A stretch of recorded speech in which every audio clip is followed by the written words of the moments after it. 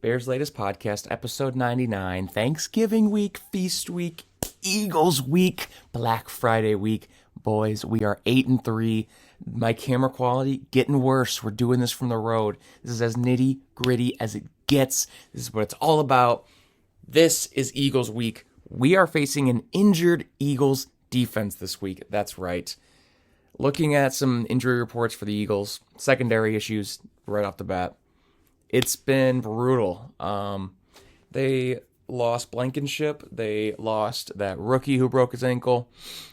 I saw some things about Cooper DeJean going to safety, which would kind of free up some of our corners. Things are looking up. However, facing our old good buddy Vic Fangio, miss this guy. Probably the best defensive coordinator in my lifetime. The dude's a beast. He's got the boys buzzing. We have to lean on the fact that there's a chance that the Bears offense is rolling, and this is the first time we've faced a really good defense like this when we're buzzing. I don't know. We've been playing a lot of defenses that are like either middle of the road or a little lower, have not faced a top Eagles defense. I don't care how injured that secondary is. If you have Vic Fangio and you have that front, that defensive line, it's going to be tough either way. It's going to be a tough moving the ball. I know Ben Johnson likes to establish the run. That's kind of what the Eagles do well. And we've seen a couple primetime games where the Eagles just like to bat down balls left and right, make it very frustrating, and then they constantly get pressure. Seems like everybody should be healthy. I haven't really seen many updates on Theo Benedict, but it's a short week, so who knows? You know what I mean? Speaking of the Bears, injuries, we are looking at the Bears injury report. I'm filming this before Thanksgiving, so if something comes out the day of Thanksgiving, I apologize. I love you. Thanks for being there for me, but we are looking at a full participation for Kyler Gordon, Jalen Johnson. That's what we've been waiting for all season, y'all. Linebackers, who the hell knows, dude? I don't know, to be honest with you. I've made some calls. I've called Mr. Hallis himself from the grave. Can you please help the Bears on the defensive side of the ball when it comes to injuries? I need some good news. If we get a full defense, I think Dennis Allen's a kick-ass DC.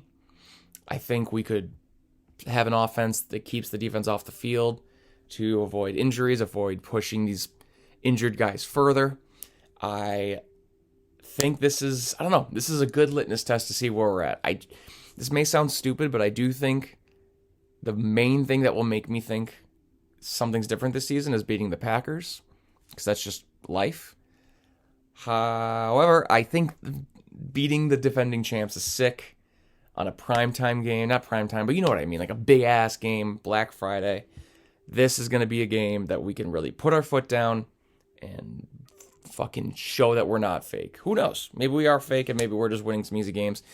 We are winning the easy games, though. That is the beautiful part. Going back to Eagles injuries, Eagles O-line looks pretty bad. It's going to be an interesting thing. Do the Eagles run the ball very well with Saquon because we have no linebackers, or do they run it horribly because they have no offensive line? Lane Johnson hurt. Jordan Mailata hurt. Cam Jurgens left a game recently. So even if they play, they're playing really banged up. They're playing hurt enough where they've left games in the past. So it could be a nice statement opportunity for the Bears. As of right now, as I'm pulling up the odds, the Bears are 6.5 point underdogs. Line's moving. I don't know. It's the same spread as the Chiefs and the Cowboys, which seems funny. 6.5 points. If I had to bet on the game, I don't think I'm going to. I think I'm looking at a Saquon Barkley anytime touchdown. I just don't think they've broken out like they could have. Teams like the Eagles usually step up when other things aren't going right. And this is the time that the running game is going to step up. Maybe Dennis Allen's scheming. Maybe DeMarco Jackson's going to play again and ball out. Maybe Amen's going to come back and play. We had linebackers step up last week.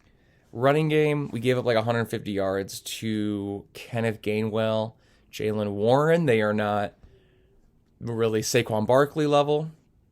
But who knows? Injuries pile up. You need the chemistry.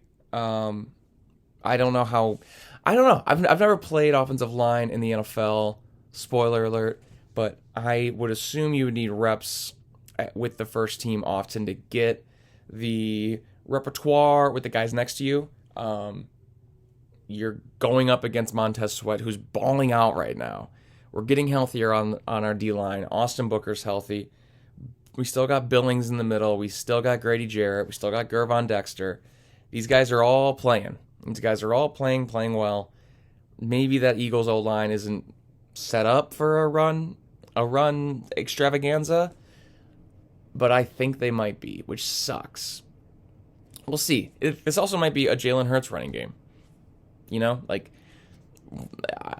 if you want an anti-Bears bet that could also still lead to a Bears win, look at a team total rushing over for the Eagles. I don't know. I don't have the exact number in front of me, but just off the top of my head, that does seem like something that I could see really pumping out of this game. So take a gander at that. It's a week that we could extend to 9-3. We would jump the Eagles, at least be number 2, depending on what happens to the Rams. Insane. Could not. Let's do our daily Ben Johnson love. I love you, Ben Johnson. I love you, Bears fans. Happy Thanksgiving to everybody. I'll see you guys after this Eagles game. Friday on Amazon Prime, I believe. Bears-Eagles statement. Who the fuck knows? This is crazy that we're 8-3. This is crazy. We have no defense. Everyone's hurt. First-year coach.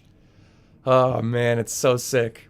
I love you guys. We'll catch you guys tomorrow in the next episode of the Bears Latest Podcast, episode 99. Colton St. Vincent, I'm your host. Bear down, Bears are back.